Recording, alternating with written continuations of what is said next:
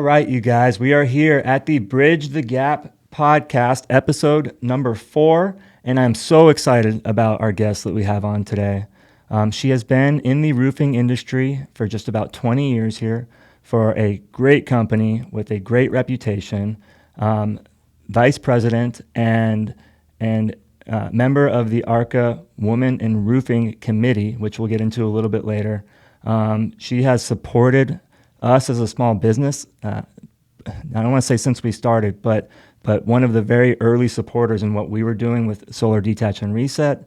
And she is a part of BNI, big player in the community here, and I'm so happy to have her, Valorie Miller with JBS Roofing. Thank you for being on. Thanks for having me. I appreciate it. Absolutely. And just to kick it off, Val, could you tell us a little bit about 20 years ago, if we rewind that, almost 20 years ago, as you got started into roofing, can you tell me how that happened, how it came about, and tell that story a little bit? So it's a family-owned company. So technically, I guess I've always been somewhat involved in roofing, but it was never discussed that I would come and work for the company. It was never an option. It wasn't even really an option, I guess, or thought. I was going through a divorce. My life was kind of in turmoil. I had 2 young children, and I had moved back in with my parents to get my life back together and to move out onto my own. And my dad had come home with an article, and it was of a window sales lady that was nationally the #1 salesperson in her company, and they attributed that to her being a woman. And he had printed it off and made some notes, and he brought it home and he said, "Here, read this. What do you think?" And I said, "Well, of course she's #1. Like it makes total sense to me. She's in the home talking to women, and women naturally trust women. I think it's just part of psychology that when a man comes in, he's selling to you, and when a woman comes in, she's helping you. Right or wrong, that's just the way our brains work, right?" Yes. And so they attributed that to part of course, she was a hustler and good at what she did and all of that stuff. But just because she was a woman, she was #1 in a male-dominated field. And so I was like, of course. And he said, "Well, what do you think if you came to work for me?" And I said, "Doing what?" Because I'm not admin. I'm not a paper pusher. And he said, "Selling." And I had been getting on roofs since I was a little girl. I remember I was probably between 5 and 8 years old, somewhere around there. And I was on the roof by myself. Wow. And my grandma had came over, and she lit into my mother that I was on the roof by myself. You were roped and harnessed in, though, right? It's full safety equipment. No. My dad was redoing our roof, and he probably had gone down for a break, and I was up there by myself, goodness, that's so literally funny. playing. Yeah. And so I had said, or I remember my mom telling me Grandma was really upset. "You need to come down." I told her, "You're a cheetah, but you got to get off the roof." Now, being a mother of 5, I think my parents were crazy. What in the world were they doing letting me on the roof? But Yeah. so basically, heights wasn't a thing for me. I was never afraid of heights. I was very comfortable getting up and down off of the roof. But I knew nothing about roofing. I knew what shingles were. I knew what tiles were, hot, and maybe felt. And drip edge, but I knew nothing else. Like it was complete and foreign to me. Yeah. But I said, "Yeah, I can do it." And so I started as being a commercial re-roof estimator. Wow. And I learned very quickly that roofers have been doing this a really long time, and they speak a different language, and they assume that everybody speaks that same language. And you're talking about everybody, like the customers are talking Everybody. to, and it's just Right. It's so second nature to them Right. that when they talk about a roof component, they don't understand or realize that you don't know what a scupper is, or that you might not know what a scupper is. And I think the consumer is afraid to ask what a scupper is. Yeah. And so there's that, disconnect. So that's probably the first thing that I succeeded at really early on, was realizing that there was a disconnect between the customer and the contractor, and between new employees. and people who aren't in roofing. But that's how I got into it. I love that you just bring this new perspective, and not to say that men can't have this kind of gentle touch and perspective, but it was easy for you to realize there's a disconnect here in the industry of primarily male dominated, And well, back then it was 100% male dominated. 100%. Like 20 years ago, there was one other woman in Arizona that I know of that was a salesperson. Yeah, you're a trailblazer in this industry. Maybe, but I don't. Because there's more now. Or crazy, yes. I mean, thankfully. Well, I've got 2 little girls, and so they're always talking to me about what's daddy doing, what's daddy's job. Sometimes I go in and they're playing in their room, and they are removing panels out of the way for roofers, and they're moving their pillows around and stuff because they pick up on what we're talking about, right? But there's going to be a day where they look up to someone, and as much as I'd love it to be me, they're going to relate a lot more to not just who you are and what you're doing now, but what you have done, the trail that you have blazed over the last 20 years.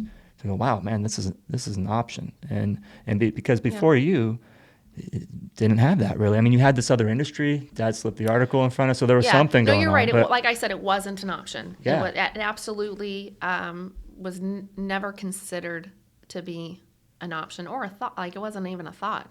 Because I knew I was not a secretary. Right. Back then you had secretaries. Yeah. And I was not a secretary. Yeah. And I would not have made a good secretary. Yeah. And I was smart enough to know that was not my field. So you came into JBS, you started having some success selling roofs, and then from there you grew with the company and transitioned. And tell me about your role now, and what's more of your day-to-day at this point?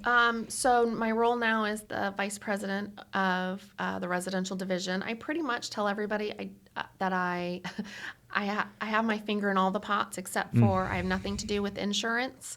I don't pay the bills, and commercial. I don't. I run the office and I help the commercial division and our GC division, but we have another whole support group that runs that. So thankfully, I just have to handle the residential division and the office.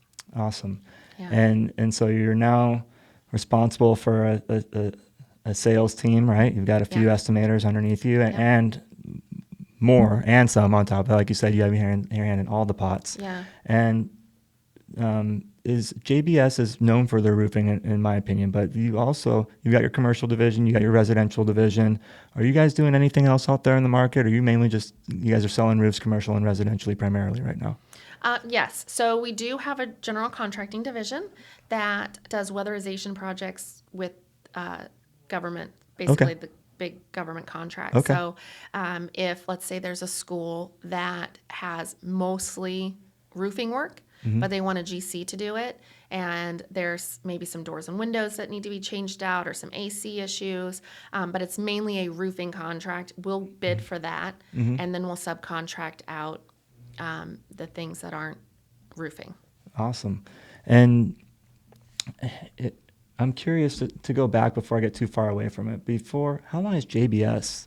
Is your dad that is running JC the president? What is his role? When he brought you into it? My father started Jim Brown and Sons Roofing, JBS for short, in 1982-ish. Okay. And he roped in his brother, Jerry Brown, and another brother, Keith, that's no longer in the business, and my grandfather, Jim. Okay. Jim had taught everybody how to roof. None of them wanted to be roofers, but they all knew the trade. Yeah. And then they all came back to it. Yeah. My grandfather wanted nothing to do with running a business. He was just a shingler. Yeah. And did shakes. But they roped him in and convinced him, to come in and help out. Yeah. And he was one of the owners. So Jerry was bought out and went off to start a roof consultant. So he's completely separate. Yeah. And my grandfather passed away, and then the other brother was in an accident, and he's paralyzed from the waist down. Oh my goodness. So they bought him out as well. So my father has always been the license holder. He's always been the president of the company, and he's the single owner now. And it has been probably since about 2001, I believe. Something Very like cool. that. Yeah. So sorry to hear about the accident. Now, going back to it kind of being a family business here, in where your dad has roped you in, his dad kind of roped him in. Yeah, You've got some kids, right? I do. Do you see any more roping in the future here happening, or what Yeah, does that look like? yeah. So my youngest son Hayden does work for us. If you Uh-huh. call, he could be the one that answers the phone. Sure. And he does issue warranties. Uh-huh.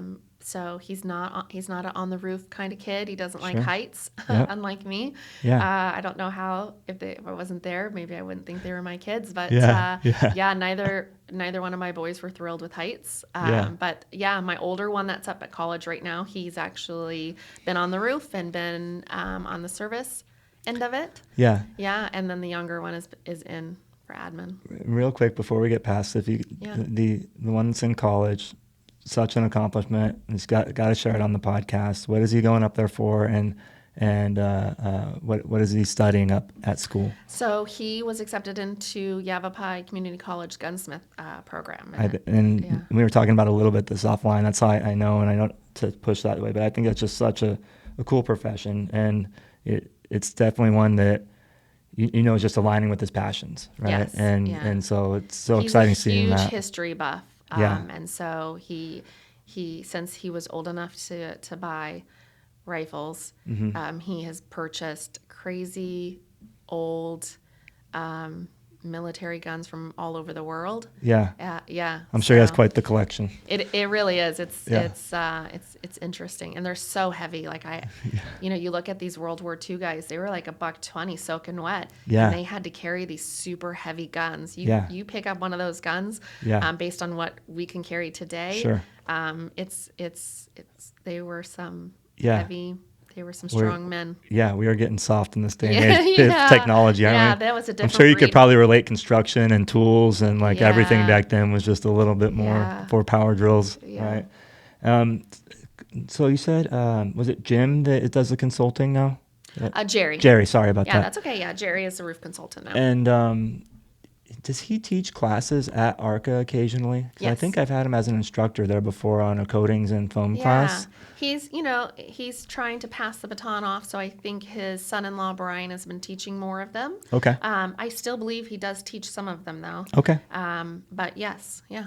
So that's one of the number one benefits for me that I get out of ARCA, because coming from a solar background, knowing nothing about roofing, recognizing that there's a need in the roofing market for someone to step up in the solar world and start serving that need, it's important to me to fully immerse myself into kind of like when you started roofing, you kind of know basics, couple little things, but Right. you gotta start learning fast about all this other stuff so you can speak that language. Right. And when I'm working with over 100 roofers, I want to speak their language. And so we're going to these classes. But ARCA is way more than just technical classes. They have, every aspect of roof you can go on. I think it's every Friday during the summer right now. Today they have a metal class going on. Next Friday, I don't know exactly what it is, but one of the benefits of it, or another benefit of it, is the committees and the sub-organizations within ARCA. And I touched on it a little bit in the intro. Would you mind sharing what your involvement with ARCA is and what you do on those committees? Yeah, so I got drugged in or roped into ARCA from day one, pretty much. I think my father was on the board at the time. So it was important when to I was him. well, I was in training and I was writing with him, so I was going to all these meetings. And so I currently am the chair for the National Women in Roofing committee for ARCA, and I have been since I think it started in 2014 maybe, or 2017. Whenever National Women in Roofing started, ARCA was really good about not seeing it as competition. I guess some of the other local associations see it as a competition, and ARCA really embraced it and created a subcommittee, and which allowed ARCA, by creating a subcommittee, ARCA then was allowed to support the committee. Awesome. So I am the president of that, or the chair for ARCA. Yes. And I also sit on the board for ARCA and also for ARIF, which is their scholarship foundation. I want to get more into that in a second here after I touch on ARCA a little bit, because I have some questions about ARIF. I know there's a sponsorship event coming up we'll talk about. It's a cornhole toss, I believe. Yeah. So we'll make sure we get the dates on that if anyone's interested. But There's lots of subcommittees within ARCA. Like you said, there's a board, there's there's the Women in Roofing Committee, there's a Young Professionals Committee for, that's a really good one too. so good. Super active. Yeah, You because can there's learn a just this lot. energy, right, that is coming with these, young professionals that are bringing to the table. And it's like, what are they doing? What are we talking about in these meetings? We're not talking about just women in roofing. We're not talking about being young. What's the purpose and the drive and the value that these committees are bringing to ARCA and to the community? You start these committees and you think that you don't think, you have a purpose into starting them and why there's a need for it.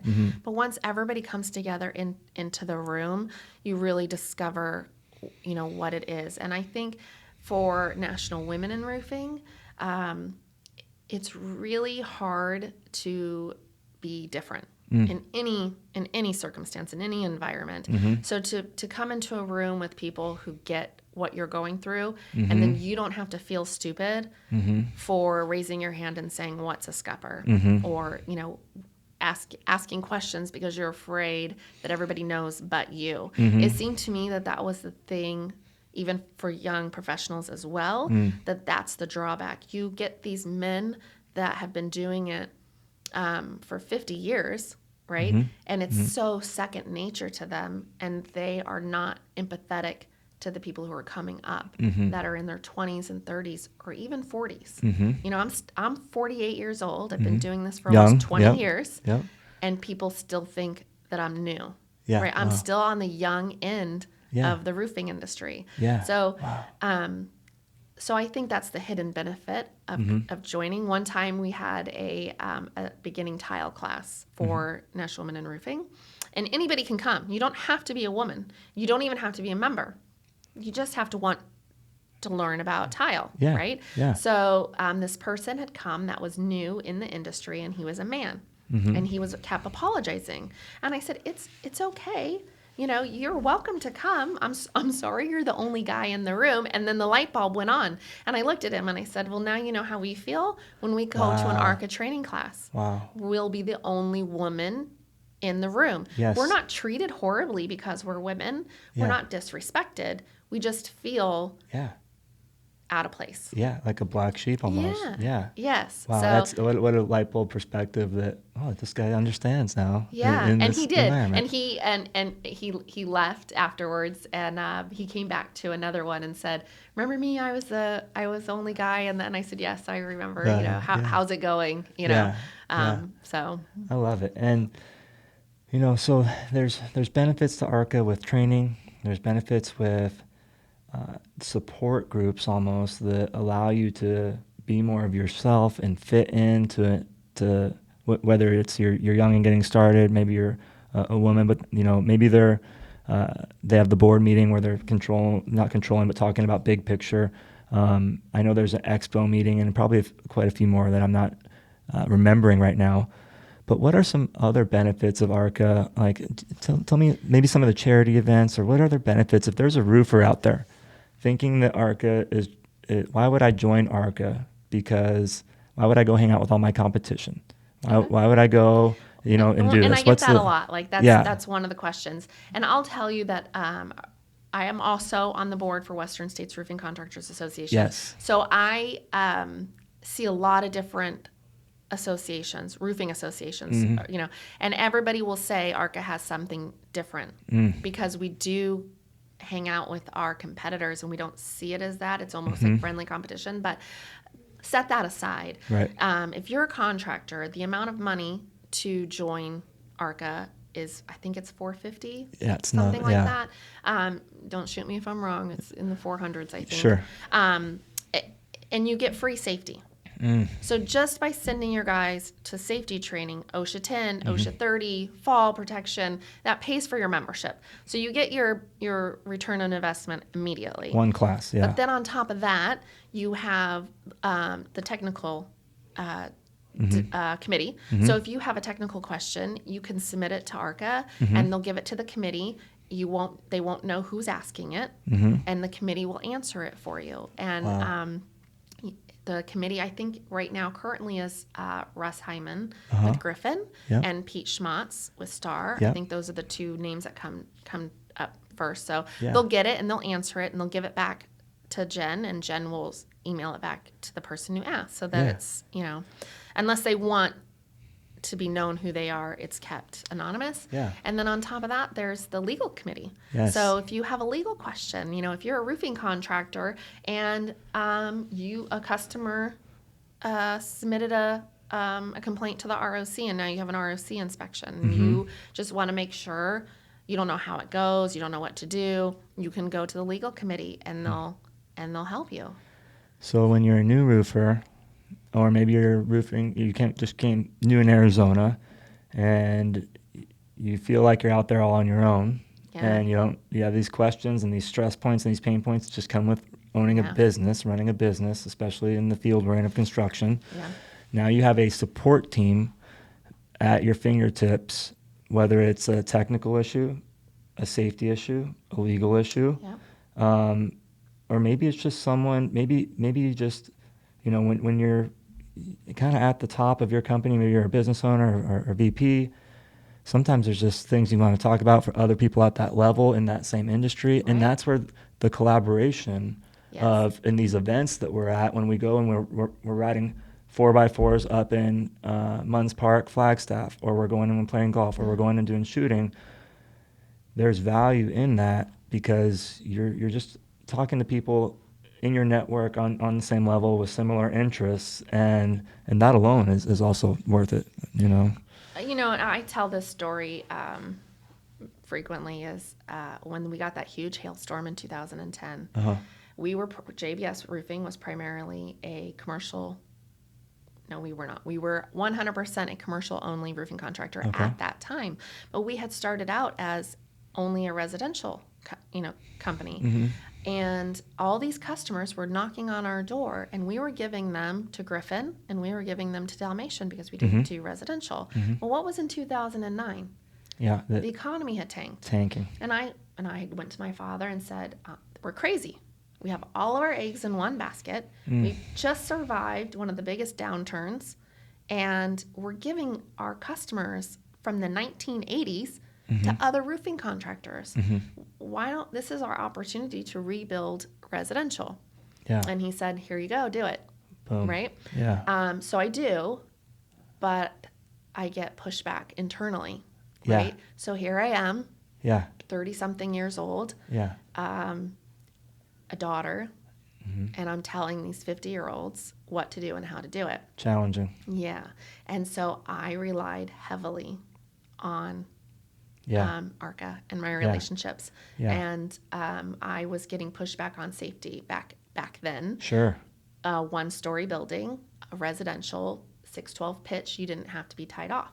It wasn't a requirement It back was not then? a requirement. Incredible. Because there was ADOSH versus OSHA. Okay. But if you were 2-story or 612 pitch and above, you had to be tied off.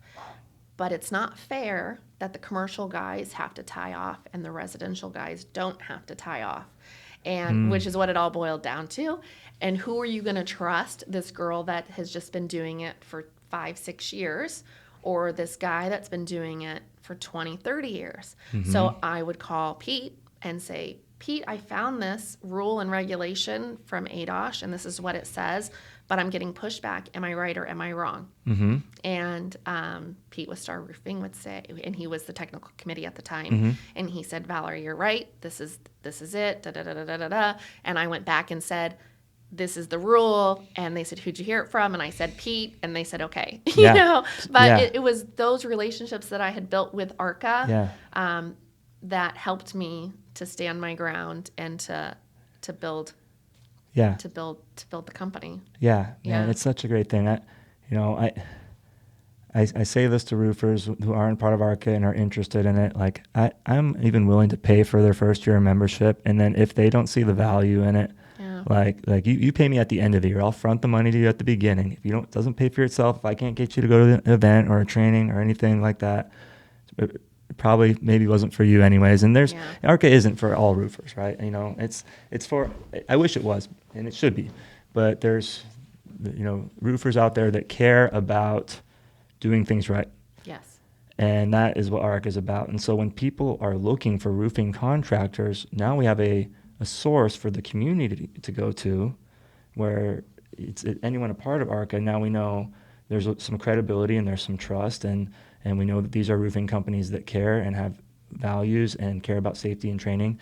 And so if you're a customer or a homeowner out there that doesn't know where to go when it comes to finding roofers, ARCA has a page of all of their roofing partners or roofers that are a part of ARCA on their page, and we can go and reference and search there and scan through and find contact information. Yes. So to rewind a little bit, when did you see solar first come on the market? Had it been around since the very beginning when you started, or was there? I think I want to say the first time I got drug into it was Patsy Hawk with Eagle Tile. Wow, look at that. Yep. I think it was like 2010 maybe. There was a panel coming out that Eagle was going to get involved with, and it was a training on how to sell it, and it was integrated into the tile and the shingles. Wow. It never came to fruition because I can't believe that was the first one, because I see this. Sorry to stop you, but I see it happening now. Like, we're coming out with this new thing, this roofing, and it's like, I'm thinking this was like the first idea way back then. Yes, it was. But what happened was it became a fight over licensing. A roofer installing solar. Solar is a plug-and-play system, but it was deemed to be electrical. The moment the sun hits it, it is a live current, and therefore a roofer is not an electrician and is not educated on that. Wow. So it was deemed that only somebody with an electrical license could install it, and that a roofer could not install solar. So electricians are a protected class, roofers are a protected class. There was a clash, and it fell to the electricians. Wow. And so that kind of went, but that was the first time that I had seen it and had been introduced to it. Wow. Yeah. I'm just thinking, going back and trying to put myself at that clash in that time, and maybe even a fly on the wall in that room, is that discussion's happening between these industries.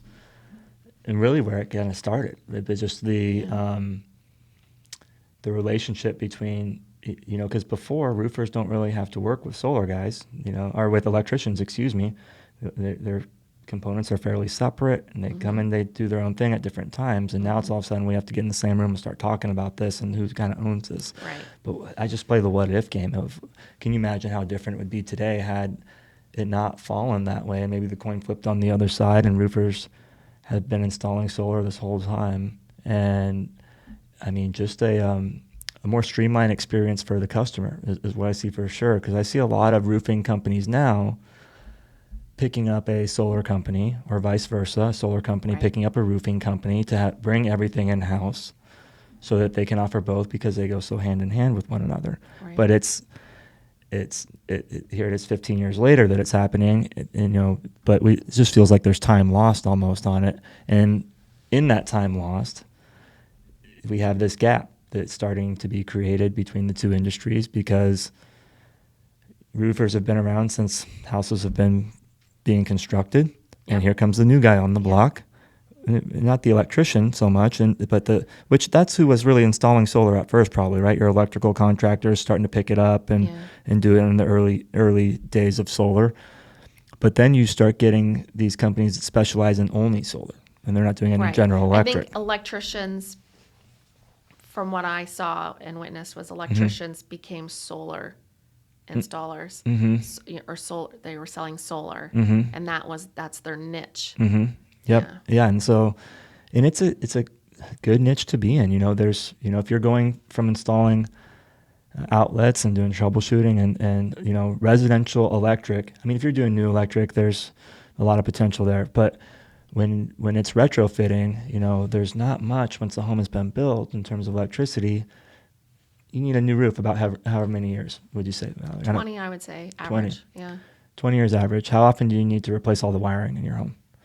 So now you have these these electricians that are like, oh, now here's a new market I could tap into. It's gonna really open up cash flow. So it makes sense financially, and there's a huge need for it. I think solar is definitely, there's a ton of pros to it. I think that the pros are getting less and less as time goes on, as the utilities and regulations and things change. But it's still a good thing. But you have to, what the problem is today is because of this gap that's been created between the two industries, is you really got to know what you're looking at or looking for in terms of if you're looking to get new solar.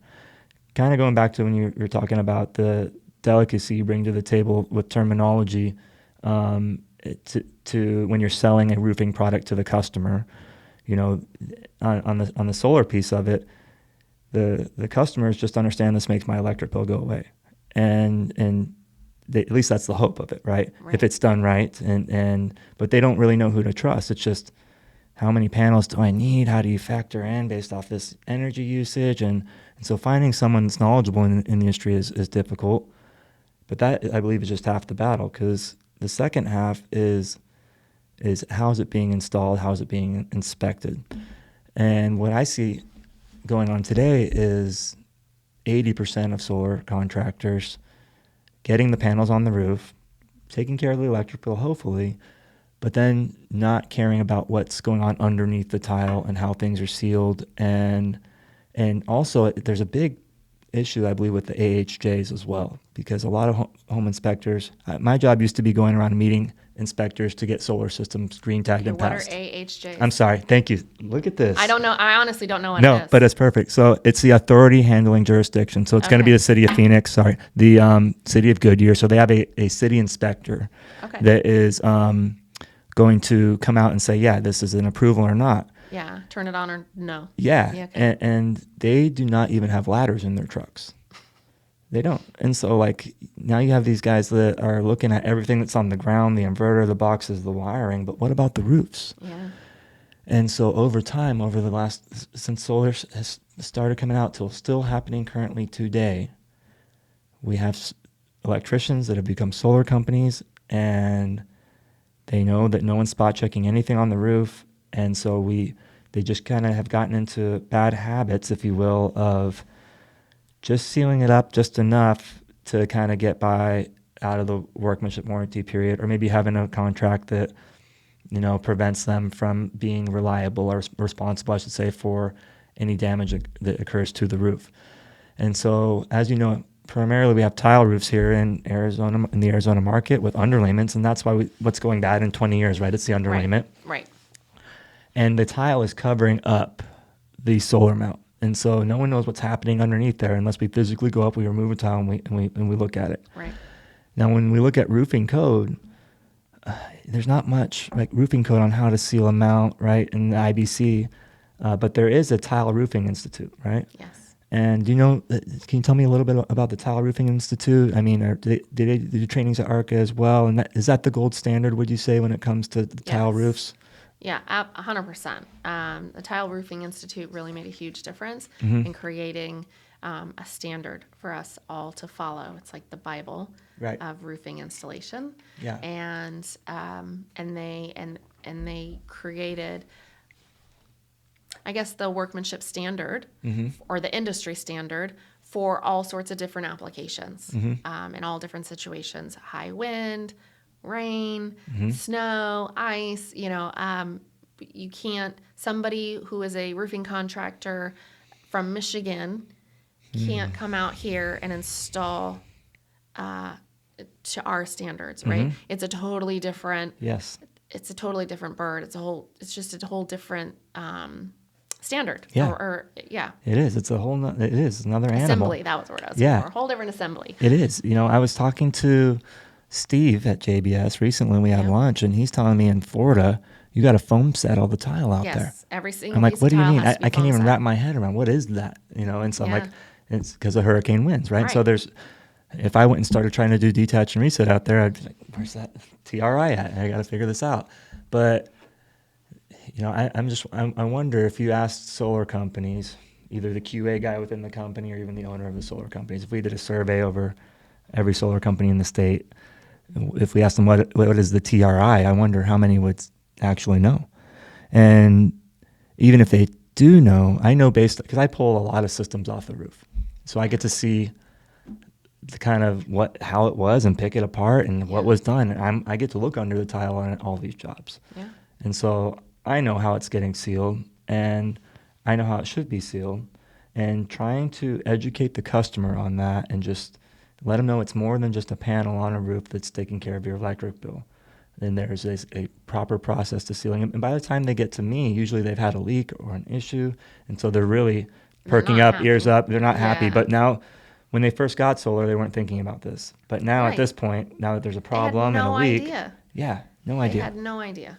No idea. And no one's taking the time to educate them, either because they don't know or it's just not a concern or an importance to that company. Well, they don't realize it's a concern, right? It's not a problem until it's a problem. Yeah. Some people have that foresight, but I think it's very few. I think for the most of the consumers, they don't understand roofing assemblies and how it works. A lot of customers think the tile is the most important thing and that you got to throw it away and replace it. They don't understand until they start having a leak that, no, we're going to pick up your tile, set it aside, re-roof it underneath, get all new underlayment, battens, nail it back down, and then reset that same exact tile and replace the broken ones. They don't realize that until it's time for them to replace their roof. They don't. It really, the burden falls upon the salesperson, the person that's knocking on their door, and sometimes their commission oversees what's right, I think. I think you hit the nail on the head right there. Yeah. With solar sales and roofing sales potentially sometimes. And I think both industries have people in it that aren't in it for the customer, that are in it for themselves. Right. And so when you are in it for the customer and for the industry, you see the bad. Yeah. You see, I always say I don't know know a roofing contractor that has solar on their roof. Yeah. And it's not because it's bad. I truly don't believe that solar is bad. I do think, though, it's because we only see the bad. It comes to us when the solar company installed solar on a 10-year-old roof and didn't explain to the customer that they were going to have to pay somebody to take off these panels and put these panels back on. So now the homeowner is surprised with this, 10, 15 grand roofing job. And on top of it, they have to pay for the solar. Which isn't cheap either. Yeah. Correct. Yeah. So now they have a 20 grand, re-roof and they're not happy. And then they call a roofer because there's a leak, and when they're starting to figure this out, and most roofers are going and saying to the customer, "I'll just go find your original installer and let them know you need to get everything out of the way." But that is the individual that put the solar on the roof that was 10 years old. And so as a customer, I put myself in the consumer's shoes. I don't want to go with that person because I've lost trust for them. They never even told me I was going to have to do this. They never set the expectation up front. It was a cost. They never looked at my underlayment ahead of time, and they should have. And when we don't install any new solar. I know a few good companies that do, and the ones that are doing it right do roof inspections on every single job. Yes, and there are good companies that do it right. Yeah, and they are educating, and they are sealing the mounts right, and so they are out there. It's just a hard time finding them, so you have to know the right questions to ask as a homeowner to vet these companies out. Usually it's somebody local, I'm finding, somebody with good communication start to finish, but also ask them what the TRI is, and ask them about their sealing process and methods, and ask them about their underlayment, and it circles all the way back to it's just these are things the customer just has no idea of and aware of. It's just a matter of make the electric bill go away, and no one ever says it, and then it's hindsight 10 years, 5 years down the road, and here we are. Yeah. So what do you think, we know where we came from, we know how it started, we know where we are now. The solar industry has been around, when was that first panel? I want to say 2010. Okay. Yeah. So we know solar really started taking off about, let's just say 2010. And over the last few years, really booming, right? I mean, I think it was Obama was in office, right? When Obama came in, that's when the federal tax credit. Yes. So, yeah. And so that really spiked it. So let's just say most roofing or most solar companies were putting it on roofs that could make it. We know the lifespan of the roof, and we know the age of the industry. And so we all, because of those numbers, it's easy to do the math and say there's a wave coming Yeah. of solar detach and reset that needs to happen. Yes. And what does it look like 5, 10, 15 years out as we go from 3 out of 10 houses having solar to 5 or 6, because we still have the federal tax credit. Hundreds of systems are still getting put up every day. Hundreds of systems are still getting put up on bad roofs every day. Some on good, but most on bad, and most not sealed properly. So we've got this big problem continuing to happen. I'm surprised no one else, that I'm the only one really doing this, to be honest. I'm waiting for the next guy, like somebody come challenge me and give me some competition, please, because there's a need out there and a wave coming on a national scale, not just here in the Arizona market. So what does it look like for a company like yours and mine to continue and work together and really start dialing it in what the future looks like for re-roofing homes that now it's every other home has solar? So for my end, again, I usually see the bad, right? So the homeowner's calling me. Mm-hmm. They have a leak, and it's underneath the solar panel. They were under some type of impression that they're going to call the solar company, and the solar company is going to take it off, right? So then they're calling me back and saying that's not the case. Either the solar company's not in business anymore, or they're 8 months out, or it's super, super expensive. And so that's why I champion for you so much. And I really, when I heard about you, I really wanted you to succeed, because I know that you're doing a great job and you're doing it right and your heart is in it. So I think the bridge is for roofing contractors, and I'm not saying this because you drugged me into a podcast. I'm being genuine about it. For roofing contractors to support you and companies like yours. I'm sure you want to be the only one, but eventually there will probably be others that pop up, just like I would love to be the only roofing contractor. Sure. But I can't. Sure. And so I support the other good roofing contractors, Yeah. right? So to support you guys and to champion you, and or for you to do vice versa. Yeah. So for when you get called out first and you see, you have a bad roof, I can take this off and put this back on. Yeah. It's not going to fix it because your roof is bad. And you can call Chuck in the truck down the street that isn't licensed, or, whatever the case might be. Or here's 10 of the roofers that I work with. Pick who you want. But these are all good companies that are going to treat you well. And I think that's what we as an industry need to continue to do, to work together as partnerships. Yeah. Because we're in it for the industry, and we're in it. We're not in it to make a whole bunch of money, to retire, and not be able to sleep at night, right? Exactly. I want you to be in business 41 years Yes. later. Yeah. And you have been such a supporter of our business on the back end, and we're a small company. My wife and I started it, and I, you started seeing this and immediately felt your support. You invited us to BNI's.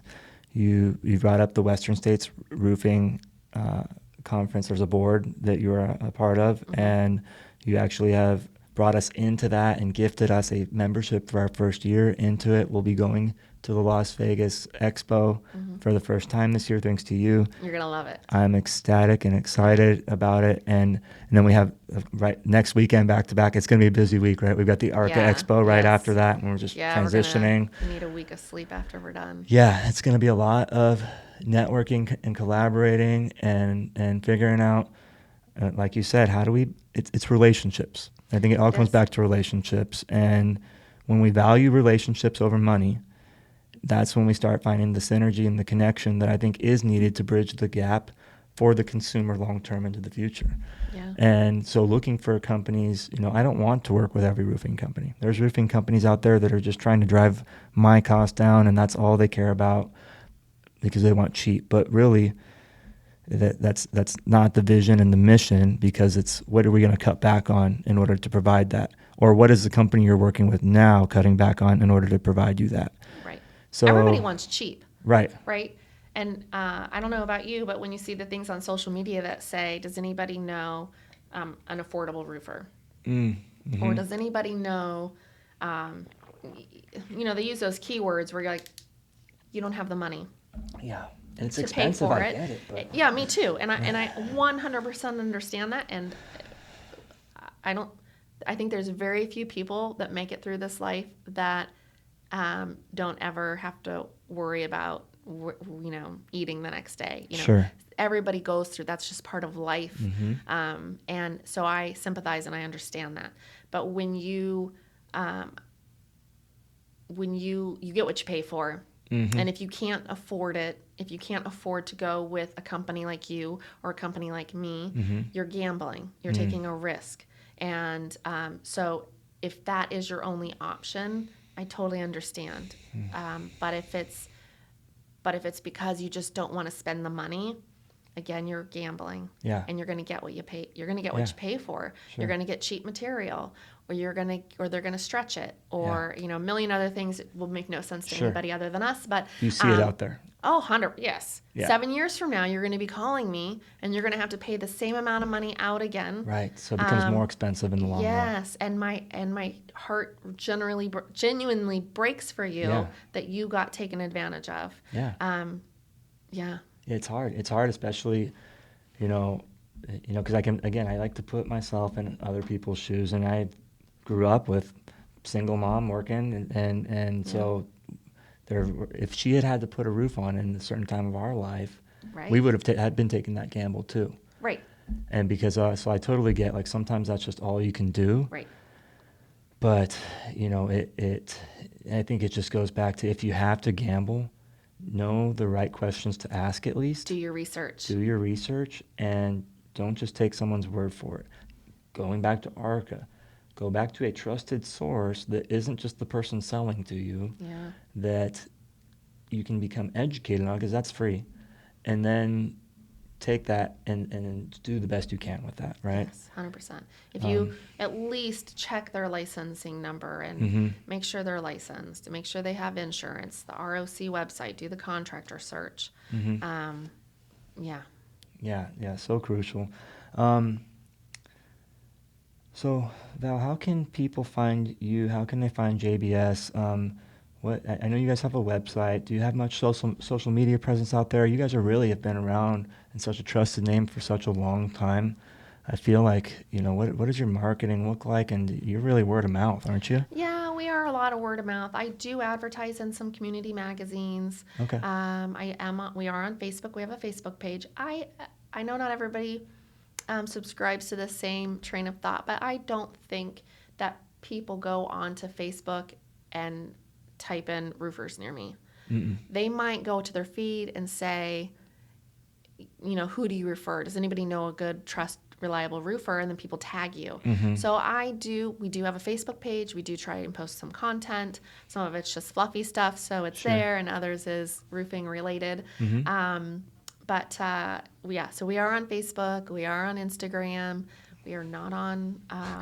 No, the other ones. What's the TikTok. Yeah, we're not on TikTok. I haven't made my way there yet either. Yeah. Yeah, I didn't have a Facebook 6 months ago, maybe 9 months, coming up on 9 months now. I did, but it was like one of the things that I created a long time ago, and I had like one friend that was my mom or something on there, right? And then I get part of the small business coaching group, and they're like, no, you need to, what you do is very specific, and no one's doing it, and you just need to get the word out, right? Yeah. And so now we have a fairly decent presence where my wife is posting, our teams are posting. We're just trying to educate people for free as much as we can and get in front of eyeballs that if you have solar, think about the added cost that's going to come when the time comes, so that you can maybe start budgeting and planning 5-10 years in advance for this, and then you don't end up being the single mom that gets a leak and then you're smacked with a $30,000 bill like that. We've had customers that will call us and say, I'm thinking about getting solar. Can you come and check my roof? Yeah. And because they understand that solar sales guy has an agenda. Yes. He has a commission. Yeah. And so they just want to make sure that what that solar guy is telling them is we're going to back that up. Yeah. Or give them advice. And, and it's not all doom and gloom. Sometimes your roof is old, but maybe it's not old enough to be replaced. If we know where you're going to put your solar panels, we can just re-roof that area. Right. And put a special underlayment that's good for your solar panels and your stands. And then when the time comes for you to have to re-roof your roof, you can just re-roof the half that doesn't have the solar on it. Yeah.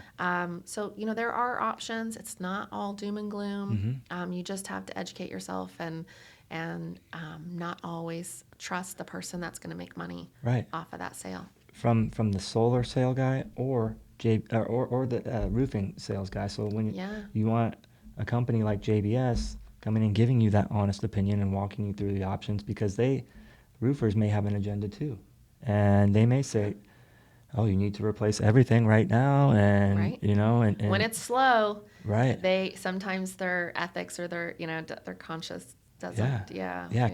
Commission based positions will change people and do that, and it just exists. It's out there. So again, knowing it exists, doing your vetting is so key. So if you're looking for a roofing contractor that's been around a long time, clearly JBS is trusted. They're members of all the right committees, organizations. They use the right products. They have integrity. They are on our preferred roofing partner page on the back end of our website.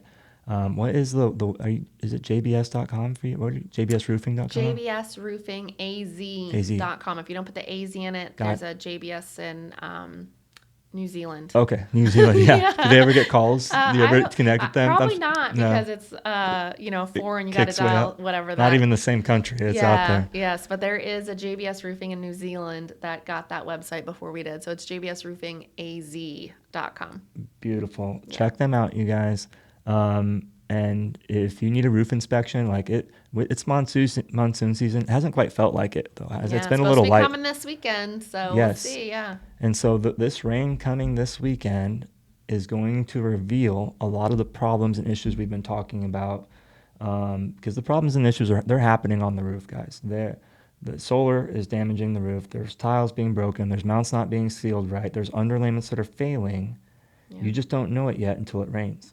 So this rain is going to come through, and if it reveals roofing issues on your roof, and you try to call a roofer that is reputable like JBS, their phones are going to be blowing up, guaranteed. So call them now, before the rain comes.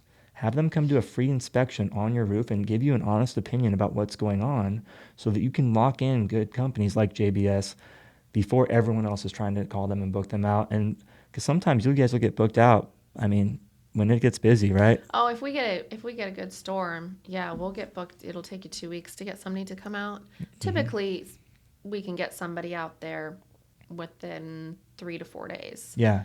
Typically. Do you guys do tarping services, or you do anything like that? So we don't really like tarping. Okay. So what we'll do is we'll take felt, and we'll kind of do a temporary patch with felt. Get them through that window. Tarping actually can ruin your roof. Really? And so that's an insurance. I don't know if you want to go into that, and you can cut this out if you don't want to. But I'm curious, because this is news to me. So all tarping does is mitigate the liability to the insurance company. Wow. They're not more than likely. Your roof is leaking. It's wear and tear. It's not an insurable event. Okay. Uh-huh.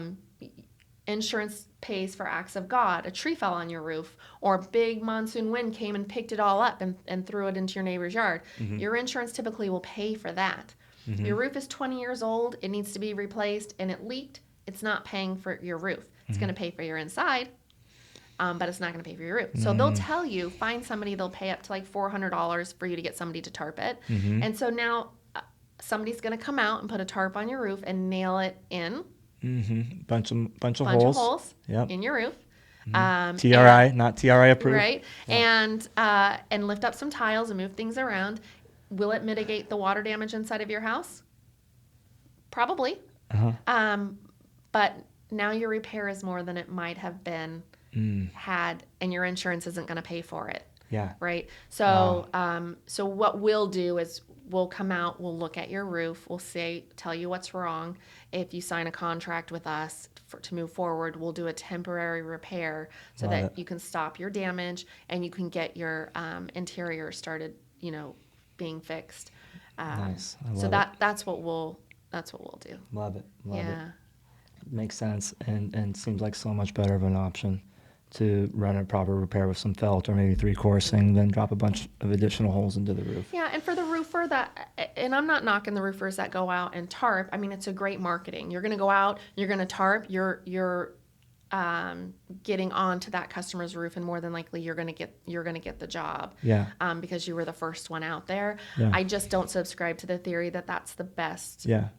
The best thing to do for the customer. And the customer, it's the best though, thing to do for the roofer. Yeah. It's not the best thing to do for the customer. But what do the customers see, though? They see the blue tarps. Yes. And they think that's the solution oftentimes, and that's what they want. How many times do you drive around and you see a blue tarp that's been out there for like 7 years? Too long. Too long. Yes. Yeah. Because the insurance didn't pay for the roof, Yeah. and they don't have the money to pay for Wait, it are you themselves. talking about the synthetic underlayment or actual blue tarps? Well, no, an actual tarp. Yeah, but the synthetic's the same thing. Don't get me started on synthetic. We'll have to drop another podcast on product material and go into it. This definitely won't be the last time that we chat, Val. It's been such a great conversation. I've learned a ton. And again, it goes back to relationships. And I look forward to continuing to grow our relationships with you and I personally, but also with Solar Detach and JBS.